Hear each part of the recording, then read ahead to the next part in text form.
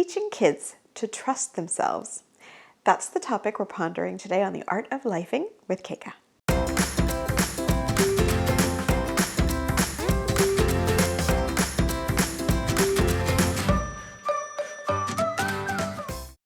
As parents, we all want to keep our kids safe. If we could bubble wrap them and keep them safe, I'm sure some parents would opt for that. And there's so much conversation around stranger danger or how to keep your kids safe online. And one of the things that I think about as a parent is that I believe it's so important to teach our kids how to protect themselves, how to use good judgment, and at the end of the day, protect themselves by trusting themselves, trusting their instinct. So it's a question I ask myself often: how do I get my kids to trust themselves? Well, I believe that we have to walk the talk. If we want to teach our kids anything, we have to be the ones to do it first so that they see our action.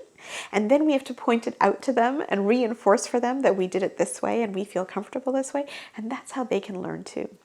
So when it comes to this idea of trusting yourself, there's a couple of stories that I've shared with my kids in the past about times when I've actually chosen to trust myself against all other judgment and the difference that it made for me in the process. And ironically, I was listening to Oprah's Super Soul Sunday podcast the other day, and she had this episode called Best Life-Saving Lessons.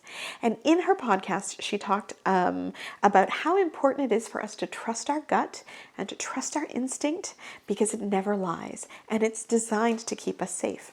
So those are the specific topics actually that I shared with my kids, and I thought I'd take the opportunity to share with you too.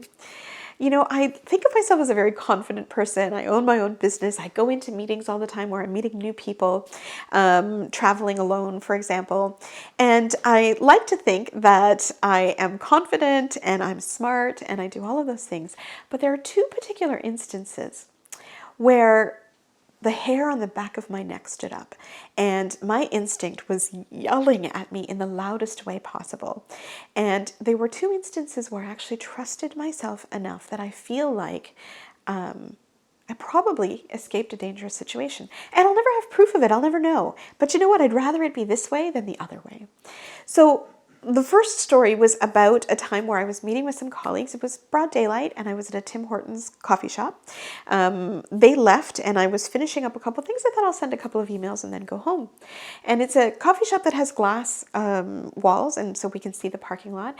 And a gentleman parked his car in the parking lot and kind of stood out from the car. And immediately the hairs on my neck just stood up, and I had alarm bells ringing in my head that said, you need to leave here right now. You need to get out of here.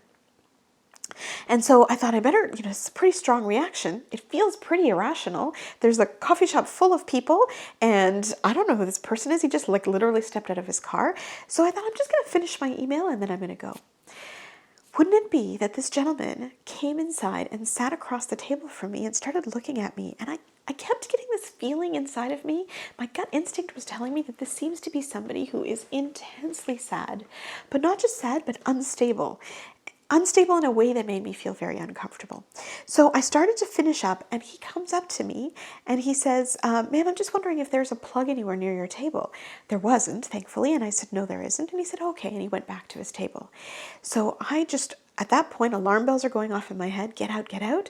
And I kept thinking that the rational part of me was thinking, he was very nice. He didn't do anything. I have no reason to be upset. Why am I reacting this way? It would have been so easy for me in that moment to just override those instincts and say, all proof around me indicates that there's nothing dangerous here, so just stop feeling this way. But I trusted myself enough to say no. Just as I was getting ready to leave, he walked back up to me and he said, felt like we made a connection. I'm wondering if maybe I could join you and we could have a coffee. And I just said, thank you so much for the offer, but my husband is actually waiting for me and is about to pick me up, so I need to go. He wasn't. I had driven here by myself, but I didn't want to take any chances.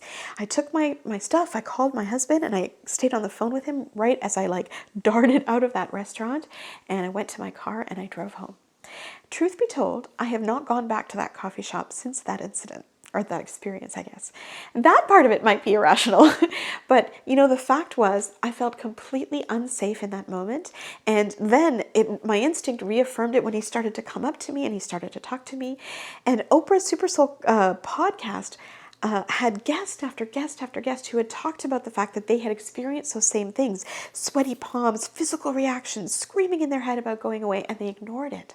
And when they ignored it, horrendous crimes took place after that.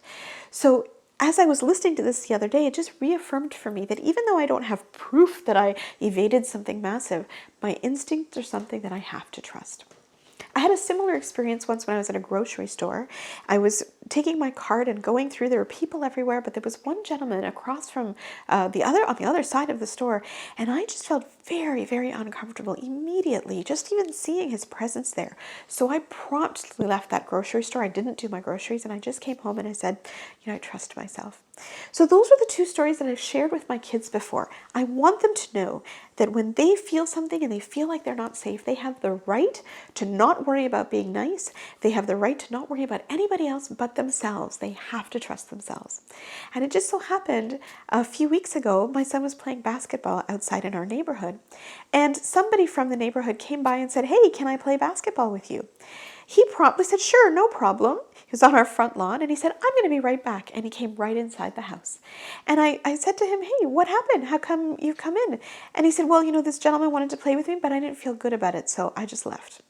And in that moment, I was so proud of him because, he demonstrated to me that he trusted his instincts.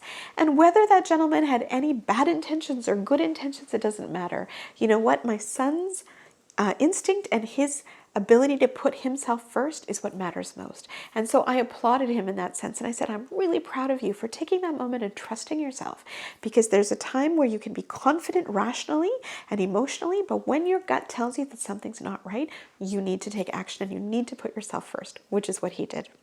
So net takeaway from all of this is this. We have to walk the talk. And so if ever you get to a point where you feel like your instincts and your gut is telling you something, it's so important for us to listen to that. When we walk the talk, then we have to share that with our kids so that they can actually see that we are giving ourselves permission to put ourselves first. When we share that with our kids and we encourage them to do the same, that is what's going to lead them to learning to trust themselves, trust their gut when it matters most. Thank you so much for watching this video. If you liked it, please give it a thumbs up and share it with anybody that you care about. If you want to be notified every time a new video comes up, then hit that little bell icon to be notified. I put up new videos every Tuesday. And finally, if you have any comments for me, please share them with me. I really want to do this journey with you together.